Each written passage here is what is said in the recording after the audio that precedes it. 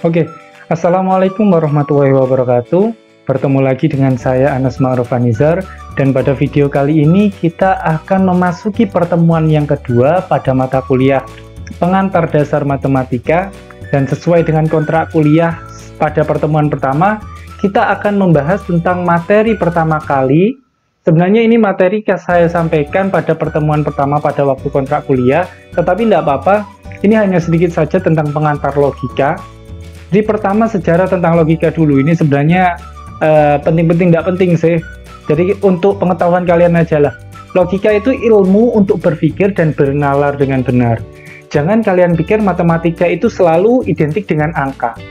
Sebab inti dari matematika itu logika, dan logika itu ilmu untuk berpikir dan bernalar dengan benar. Jadi itu ya.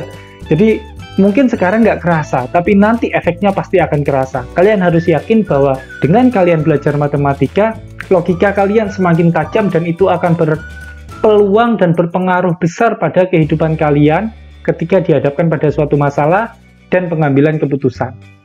Oke, kita awali sejarah logika sedikit saja, sekilas-sekilas saja.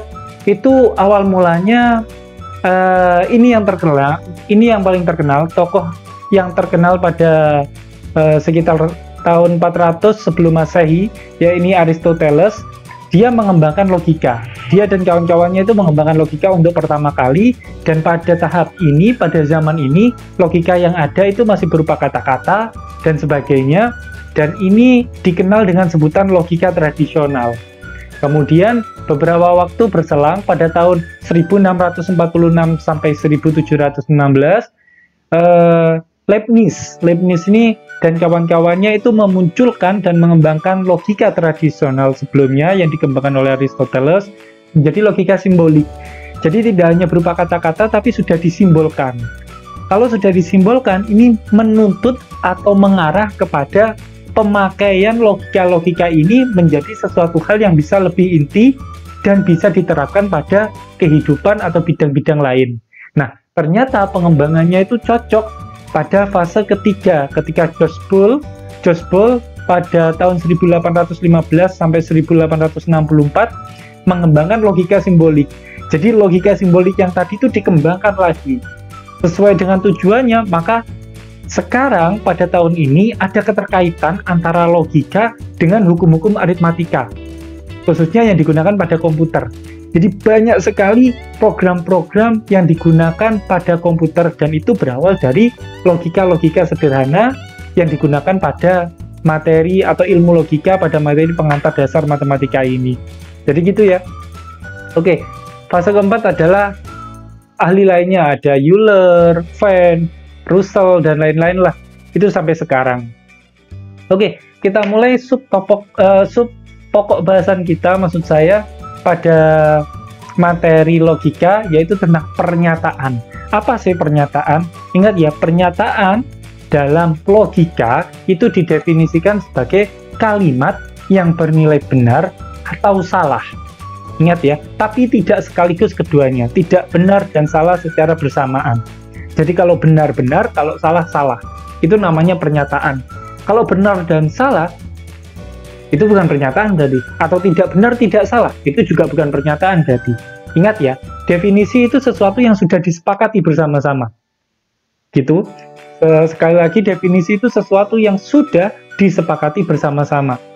Jadi kalau tidak masuk pada definisi ini berarti bukan pernyataan. Gitu aja. Ya. Kalau definisi tidak perlu dibuktikan tapi diyakini karena sudah ada kesepakatannya sebelumnya. Matematika itu ilmu tentang kesepakatan loh ya. Ingat, matematika itu ilmu kesepakatan, semuanya berbasiskan kesepakatan. Seperti itu, saya lanjutkan. Contoh dari pernyataan. Coba lihat, perhatikan 5 contoh ini. Yang pertama, suwir-suwir adalah makanan khas Jember. Kira-kira ini pernyataan atau bukan? Jawabannya adalah, ya, merupakan pernyataan. Dan nilai kebenarannya adalah benar.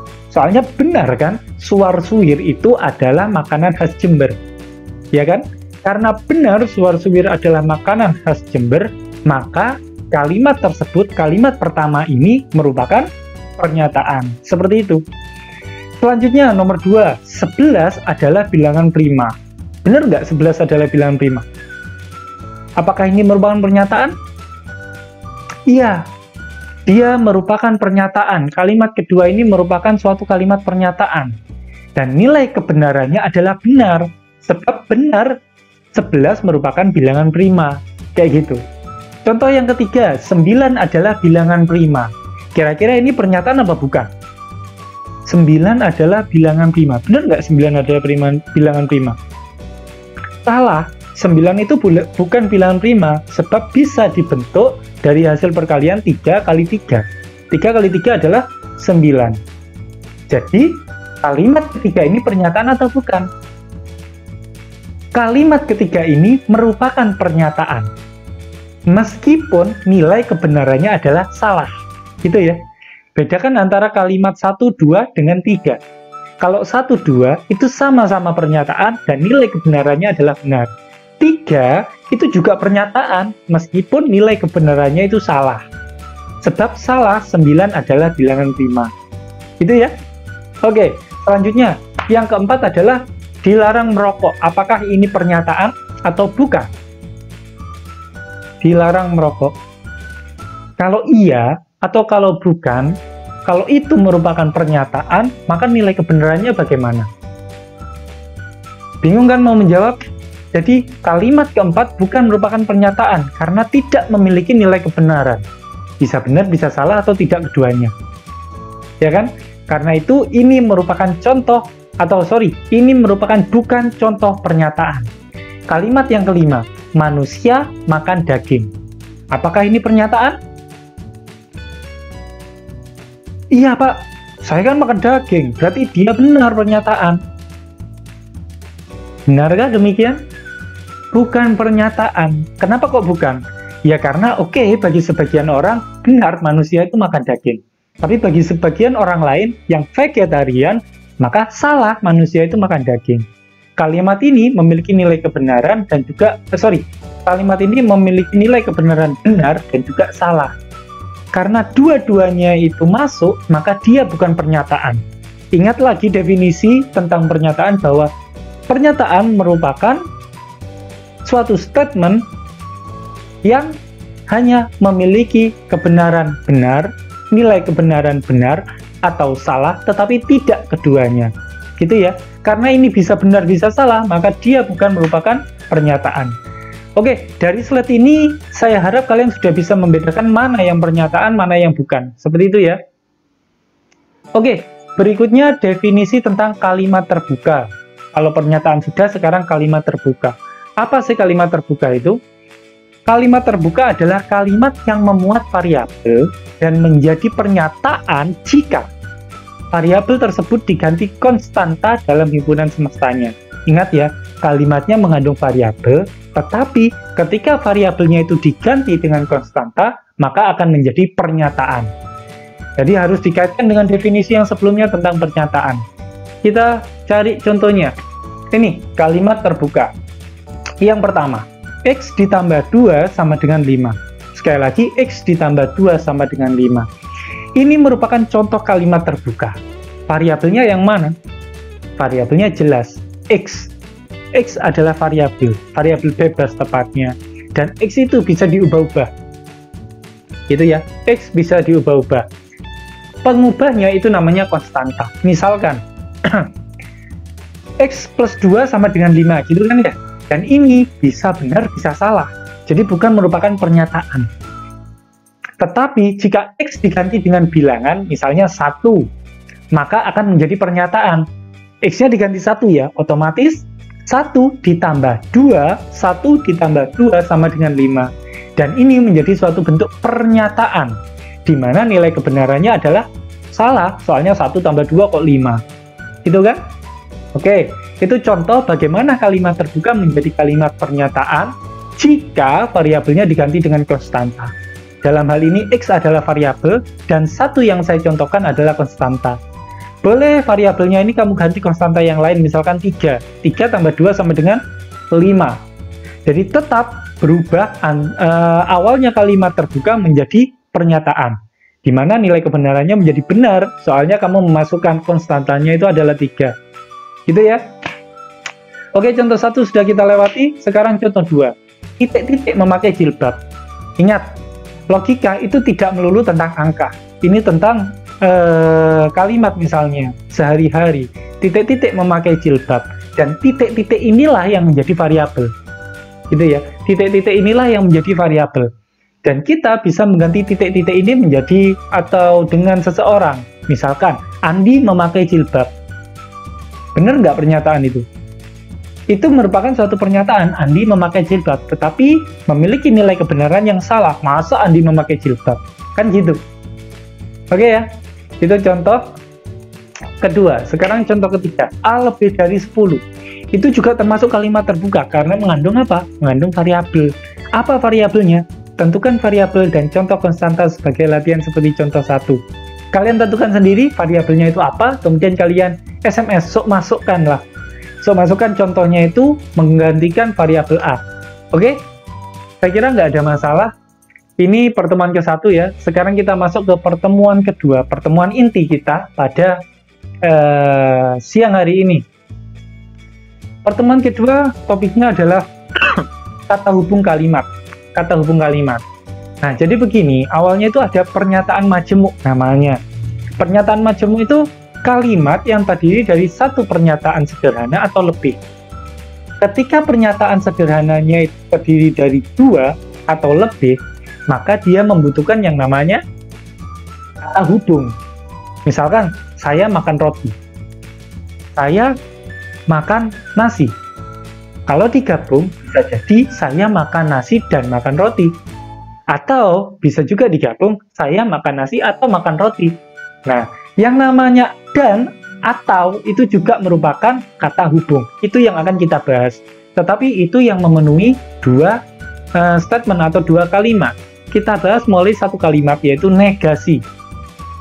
Nantinya ada beberapa hal yang kita akan pelajari tentang kata hubung itu. Yang pertama adalah negasi. Ini memuat satu pernyataan sederhana, tapi juga bisa lebih. Nanti kita pelajari konjungsi minimal 2 pernyataan, kemudian disjungsi juga 2 minimal, implikasi juga demikian, dan biimplikasi juga demikian, minimal 2. Dari sini yang bisa satu pernyataan saja hanya negasi. Oke? Lebih dalam kita akan pelajari di slide berikutnya tentang negasi. Ada yang menyebut negasi ini dengan ingkaran atau penyangkalan. Jadi kalian jangan kaget kalau misalnya lihat satu buku, kemudian menemukan bahasa ingkaran, bukan negasi. Jangan kaget, itu memiliki arti yang sama. Atau juga penyangkalan, itu sama. Jadi negasi suatu pernyataan adalah pernyataan yang nilai kebenarannya itu berlawanan dengan pernyataan semula.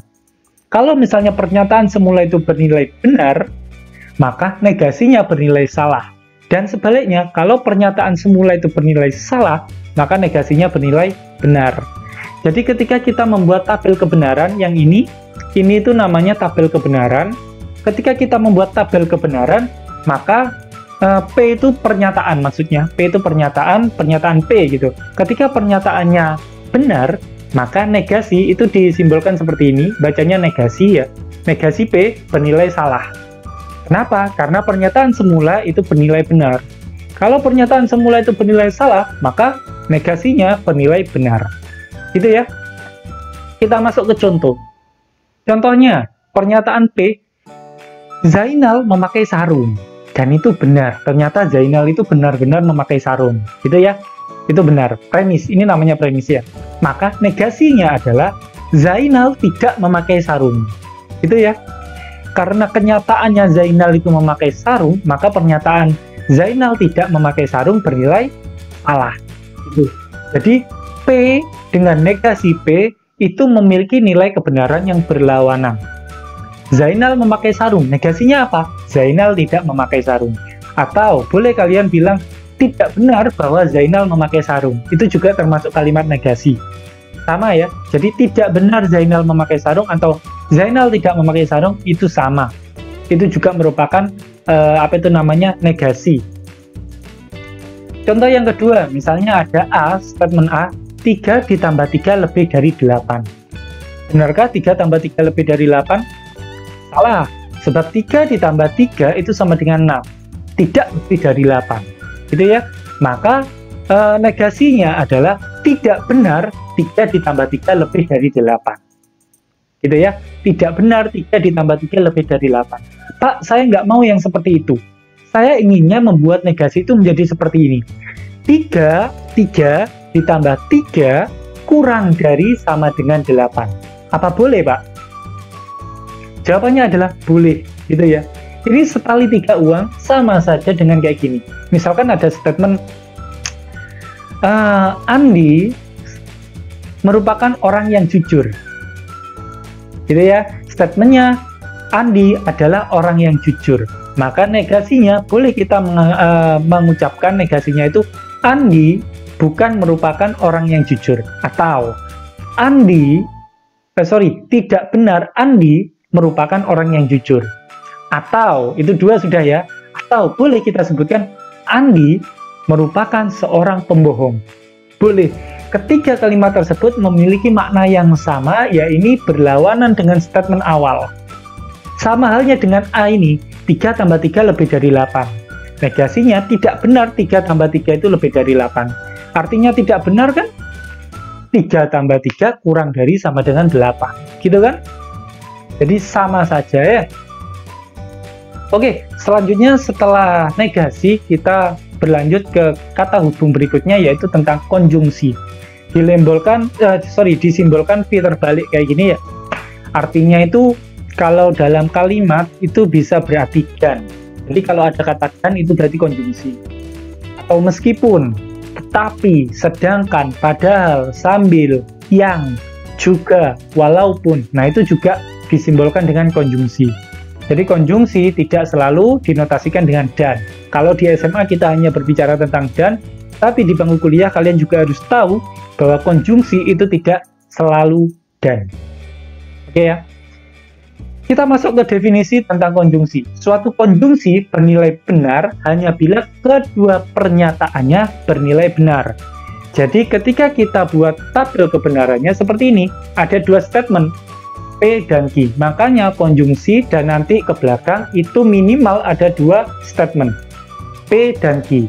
Jadi konjungsi, hasil konjungsi hanya bernilai benar ini ya, hanya bernilai benar ketika dua statement itu atau dua kalimat itu bernilai benar. Kalau ada salah satu saja yang salah, maka nilainya salah, apalagi salah dua. Gitu ya, salah satu saja yang salah itu bernilai salah, apalagi salah dua. Contohnya seperti apa? Contohnya seperti ini.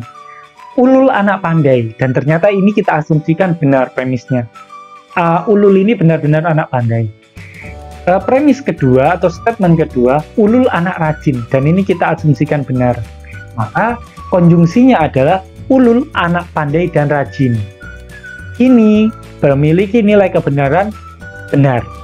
Itu ya, atau betul, terserah. Jadi ketika benar dan benar, maka konjungsinya adalah benar. Gitu ya. Contoh sederhana lagi, 3 tambah 3 ini yang matematis ya. 3 tambah 3 lebih dari 2. Betul nggak? Betul, karena 6 lebih dari 2. Pernyataan kedua atau premis kedua, 3 adalah bilangan prima terkecil. Benar nggak? Salah, karena bilangan prima terkecil adalah 2. Maka benar dan salah. Hasilnya adalah salah. Gitu ya. 3 ditambah 3 lebih dari 2 dan 3 adalah bilangan terkecil. Maka hasilnya adalah salah. Untuk mengingatnya, tabel kebenaran itu gini. Ketika saya minta tolong kepada kalian, tolong ambilkan saya pensil dan juga kertas. Saya ingin menulis. Gitu ya. Saya ingin menulis, saya minta tolong ambilkan saya pensil dan kertas. Maka kalian mengambilkan pensil dan kertas. Dan itu konjungsi loh ya. Pensil dan kertas. Maka kalian sudah melaksanakan perintah yang saya berikan dengan benar. Oke? Tetapi ketika saya minta tolong ke kalian, tolong ambilkan saya pensil dan juga kertas. Tapi kalian kembali ke saya hanya bawa pensil. Kira-kira saya marahin enggak? Enggak, Pak. Saya enggak akan marahi karena saya sabar gitu.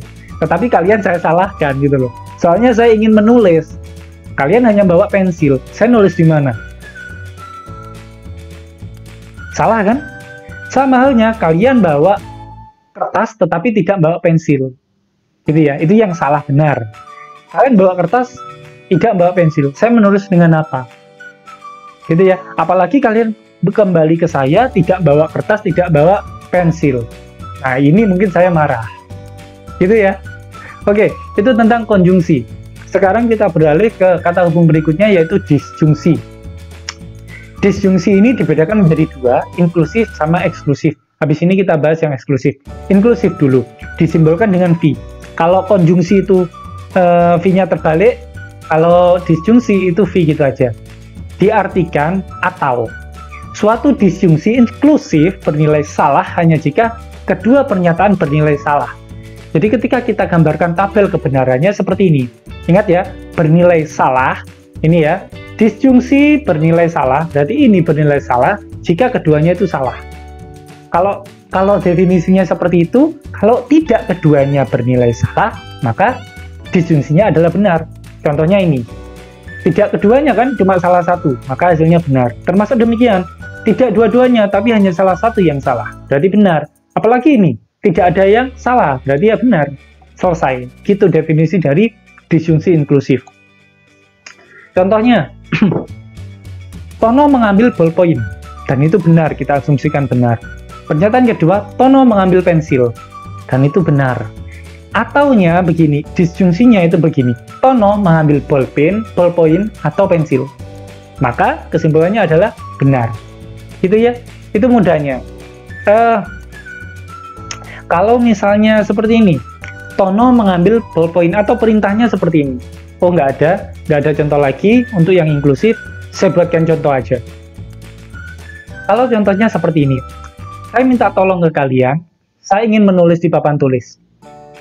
Tolong ambilkan saya tolong ambilkan saya spidol berwarna hitam atau merah, gitu ya. Kemudian kalian kembali ke saya, bawa spidol warna merah. Ya, tolong ambilkan saya spidol warna hitam atau merah. Kalian kembali hanya bawa spidol warna hitam atau warna merah saja. Benar nggak? Ya benar, gitu loh. Soalnya saya bilang atau. Kalian kembali bawa spidol yang warna merah saja. Benar juga. Kalian kembali bawa dua-duanya. Kalian bawa spidol merah, spidol hitam. Oh, terima kasih, saya malah diambilkan dua, gitu kan? Benar. Tetapi kalau kalian kembali nggak bawa spidol merah, nggak bawa spidol hitam, itu yang salah. Mudahnya seperti itu. Oke? Oke, kita masuk ke disjungsi yang kedua, yaitu eksklusif. Simbolnya sedikit berbeda, ada underscore di bawahnya. Ini di bawah dibacanya disjungsi eksklusif. Sama, kita bacanya atau. Tetapi kita harus tahu, kita harus jeli membedakannya kapan dia inklusif, kapan dia eksklusif. Definisinya seperti ini. Suatu disjungsi eksklusif bernilai benar hanya jika salah satu pernyataan bernilai benar. Ingat ya, jika salah satu pernyataan bernilai benar. Ini salah satu pernyataan bernilai benar, berarti benar. Salah satu pernyataan bernilai benar, berarti benar. Salah satu pernyataan bernilai benar, mana ada pernyataan yang benar? Nggak ada, berarti salah. Salah satu pernyataan bernilai benar. Duh, ini salah dua, bukan salah satu. Ya salah berarti. Gitu ya. Jadi bernilai benar jika tepat salah satu pernyataan bernilai benar. Contohnya seperti ini. Bagaimana Pak contohnya dalam kehidupan sehari-hari ini? Tono lahir di Jember. Tono lahir di Bondowoso. Misalkan kita anggap dua-duanya itu benar. Kita anggap ya, dua-duanya itu benar. Apakah Tono lahir di Jember dan Bondowoso? Sorry, ini bukan dan ya, tapi atau. Tono lahir di Jember atau Bondowoso. Bagaimana hal ini bisa dijelaskan? Apakah ini benar? Nggak mungkin, pasti salah satunya salah. Gitu kan? Soalnya ini benar dan benar. Kesimpulannya pasti salah gitu loh. Soalnya nggak mungkin dua-duanya itu bernilai benar. Meskipun meskipun kata hubungnya itu atau. Itu ya. Tono lahir di Jember atau di Bondowoso. Terlihat seolah-olah benar, tetapi sebenarnya salah. Sebab apa? Premisnya itu benar dan benar. Itu ya, premisnya benar dan benar. Harusnya salah satu itu kan salah. Misalkan saya lahir di Jember atau Bondowoso, misalkan seperti itu ya. Pasti premisnya sebelumnya itu hanya memenuhi benar, itu salah satu. Kalau nggak di Jember ya di Bondowoso saja. Nggak mungkin dua-duanya benar. Ini bernilai salah karena dua-duanya bernilai benar. Kayak gitu loh ya. Jadi perhatikan, Tono lahir di Jember atau Bondowoso itu sah. Kalimatnya sah. Tapi bernilai salah karena dianggap benar dia lahir di Jember dan dianggap benar dia terlahir di Bondowoso. Kan nggak mungkin Tono itu lahir di dua tempat sekaligus. Gitu ya. Itu tentang disjungsi yang eksklusif. Kita masuk ke kondisional atau implikasi. Sama. Biasanya di bangku SMA kita membahasakan ini dengan kata jika maka. Disimbolkan dengan anak panah gitu aja ya, anak panah. Suatu implikasi bernilai benar bila antecedennya itu salah atau konsekuennya itu benar. Antecedennya itu ini. Anteceden itu kalimat pertama yang P itu. Kalau konsekuen itu kalimat yang kedua yaitu Q-nya. Konsekuensi, dampaknya gitu ya. Kan jika P maka Q, bacanya seperti itu. Jadi bernilai benar jika antecedennya itu salah. Jadi ini kalau misalnya salah, maka selalu implikasinya itu bernilai benar. Atau ini ada kata atau, konsekuennya itu benar. Konsekuennya benar itu kan yang ini dan ini, maka nilainya selalu benar. Gitu ya. Atau ada definisi lain yang menyebutkan implikasi bernilai salah jika antecedennya itu benar dan konsekuennya itu salah, kayak gitu. Dan ini dikatakan P syarat cukup, Q syarat perlu. Maaf, P syarat cukup, Q syarat perlu. Contohnya seperti ini. Ada pernyataan pertama, matahari itu bersinar. Matahari bersinar itu pernyataan pertama. Pernyataan kedua, udara terasa hangat. Kalau kita buat kedua kalimat ini menjadi kalimat yang implikasi, maka jika matahari bersinar, maka udara terasa hangat. Gitu ya. Paham ya? Jika matahari bersinar, maka udara terasa hangat. Maka yang lebih dulu terjadi adalah matahari itu bersinar dulu, kemudian udara terasa hangat. Gitu ya. Nah, maka di sini P itu dikatakan syarat cukup. Matahari bersinar itu syarat cukup.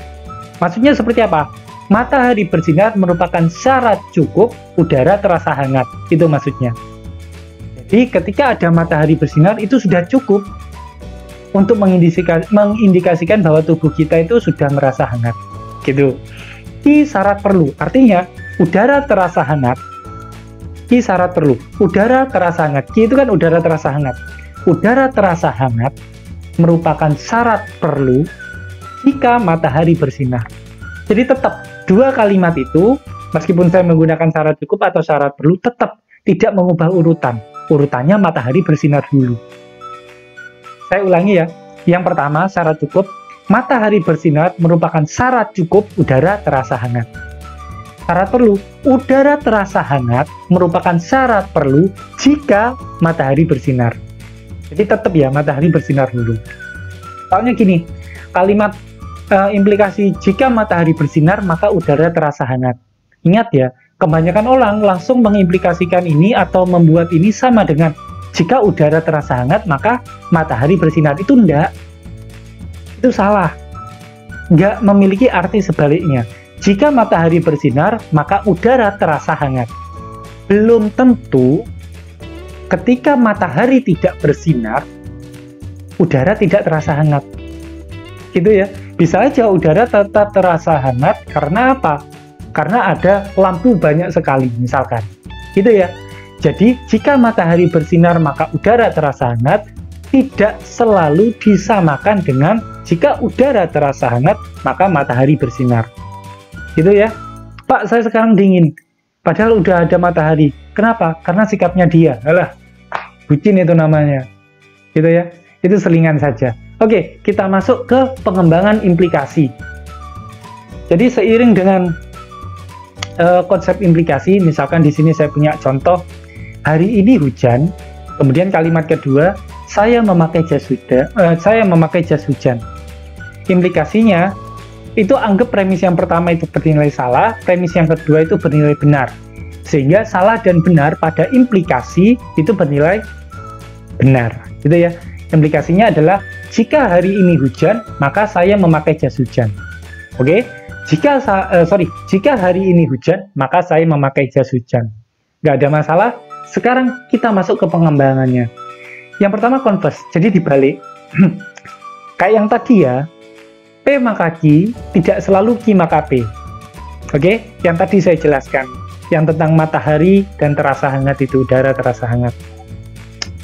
Converse itu namanya converse, kebalikan itu namanya converse, kebalikan dari implikasi. Converse dari P maka Q adalah Q maka P, itu converse-nya. Tetapi jika saya memakai, jadinya kayak gini kan, jika saya memakai jas hujan itu yang Q, maka hari ini hujan, itu yang S. Dan nilainya selalu berlawanan dengan P maka Q. Karena P maka Q itu bernilai benar, maka sehingga Q maka P itu bernilai salah. Jadi kayak gitu ya, converse itu kan berlawanan, maka nilainya itu juga ikut berlawanan juga. Contohnya kayak yang tadi, jika saya memakai jas hujan, maka hari ini hujan, itu salah. Belum tentu juga kan, intinya seperti itu. Oke, kita masuk ke pengembangan yang berikutnya, yaitu inverse. Inverse di sini dari P maka Q. P maka Q itu inverse-nya apa? Inverse-nya itu negasi P maka negasi Q. Gitu ya. Negasi P maka negasi Q. Jadi kata-katanya seperti apa? Jika hari ini tidak hujan, maka saya tidak memakai jas hujan. Gitu ya. Semuanya dinegasikan. Jika hari ini tidak hujan, maka saya tidak memakai jas hujan. Nilai kebenarannya bagaimana? Kita lihat P di sini itu kan bernilai salah. Kalau dinegasikan berarti bernilai benar. Kita punya benar di sini ya, antecedennya benar. Kemudian Q di sini benar, maka negasinya adalah salah. Benar, maka salah. Implikasinya apa? Salah. Gitu ya. Soalnya implikasi itu bernilai benar jika antecedennya itu benar atau konsekuennya itu salah. Gitu ya. Jadi bernilai salah. Itu inverse namanya. Itu inverse. Selanjutnya kontraposisi. Ini yang sering digunakan kalau melakukan pembuktian. Nanti di mata kuliah selanjutnya ini yang sering kalian gunakan dalam pembuktian. Analisis real teori bilangan ini, kontraposisi ini. Jadi begini, kalau P maka Q itu bernilai benar, maka kontraposisinya juga bernilai demikian. Kontraposisinya itu seperti apa? Jadi converse kemudian di inverse. Itu namanya kontraposisi. Jadi P maka Q kontraposisinya adalah negasi Q maka negasi P. Dibalik dulu, P maka Q jadi Q maka P, kemudian baru dinegasikan. Kayak gitu ya. Jadi kalimatnya seperti apa? Jika hari ini saya tidak memakai jas hujan, maka hari ini tidak hujan. Kalian boleh cek nilai kebenarannya, pasti benar. Menggunakan tabel kebenaran implikasi yang tadi. Gitu ya. Oke, selanjutnya. Yang terakhir, tentang bikondisional. Bikondisional atau biimplikasi disimbolkan dengan anak panah, tetapi panahnya itu ada dua, baik ke kiri maupun ke kanan. Ini diartikan jika dan hanya jika. Jadi bisa ini ke sini dan ini ke sini. Kayak gitu ya. P maka Q dan Q maka P itu namanya bikondisional atau biimplikasi. Ini bukan ekuivalensi ya. Ini bikondisional atau biimplikasi bernilai benar bila kedua pernyataan tunggalnya mempunyai nilai kebenaran yang sama. Seperti ini, benar-benar maka benar, salah dan salah maka benar. Kalau pernyataan ke-1 dan kedua itu memiliki nilai kebenaran yang sama, maka hasilnya adalah benar. Mudahnya seperti itu ya. Ini tentang cara bacanya saja. Statement pertama, Jember ada di Jawa Timur, benar. Q, A kuadrat lebih dari 0 untuk semua A elemen bilangan bulat. Benar seperti itu? Salah. Kenapa? Bilangan bulat itu berapa sih? Pak, itu harusnya benar Pak. Soalnya bilangan bulat itu kan min sampai plus. Min tak hingga sampai plus tak hingga. Min tak hingga kalau dikuadratkan pasti lebih dari 0 Pak. Apalagi plus tak hingga. Yang positif kalau dikuadratkan pasti 0. Ingat, kita membicarakan semua A elemen bilangan bulat. Di dalam bilangan bulat ada 0. Kalau 0 dikuadratkan hasilnya berapa? 0. Dan 0 itu tidak lebih dari 0. Ada satu saja yang menyalahkan atau menyangkal, maka statement tersebut bernilai salah. Gitu ya. Jember ada di Jawa Timur itu benar. A kuadrat lebih dari 0 untuk semua A elemen Z itu salah. Maka biimplikasinya adalah P biimplikasi Q. Cara membacanya, Jember ada di Jawa Timur jika dan hanya jika A kuadrat lebih dari 0 untuk semua A elemen Z. Benar dan salah, maka hasilnya adalah salah. Kayak gitu ya, mudah sekali. Oke, Terima kasih, mungkin itu dulu untuk materi pertemuan kedua. Ini ada latihan untuk kalian, silahkan dilengkapi tabel kebenaran tersebut, tabel kebenaran berikut ini. Saya sudah membuat ada P, ada statement P, ada statement Q, benar dan benar, itu nanti kalian masukkan di sini konjungsinya bagaimana. Kemudian hasil dari konjungsi itu dinegasikan, berarti yang ini dinegasikan, dan seterusnya. Kalian isikan benar atau salah. Mudah kan tugasnya ya? Saya kira mudah lah, nggak susah-susah sekali. Mungkin itu dulu untuk pertemuan kali ini. Jumpa lagi di pertemuan berikutnya, pertemuan ketiga. Jangan lupa untuk like dan subscribe sehingga nanti kalian bisa dapat notifikasi kalau misalkan saya mengupload video terbaru untuk mata kuliah pengantar dasar matematika ini. Kurang lebihnya dari saya mohon maaf. Wabillahi taufiq wal hidayah. Wassalamualaikum warahmatullahi wabarakatuh.